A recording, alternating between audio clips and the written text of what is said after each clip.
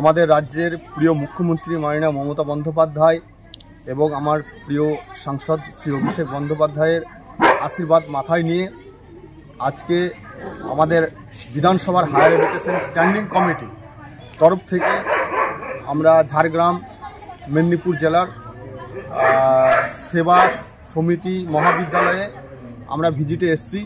আমাদের সঙ্গে আছেন আমাদের চেয়ারম্যান রফিকুল ইসলাম, আমাদের নানুরের এমএলএ বিধানচন্দ্র মাঝি এবং মেদিনীপুরের এমএলএ তরুণ কুমার মাইতি এবং সুকান্ত মাহাতো, অনেক এমএলএ আছেন। আমরা এই মেদিনীপুর জেলার কিছু কলেজ আমরা ভিজিট করব, এটাই আমাদের উদ্দেশ্য। এবং আগামী দিন এই কলেজ যে সকল মেদিনীপুরে আছে তাদের পরিকাঠামো আমাদের রাজ্যের প্রিয় মুখ্যমন্ত্রী যে অভূতপূর্ব উন্নয়ন ঘটেছে সেটা আমরা জনমানসে আমরা তুলে ধরব।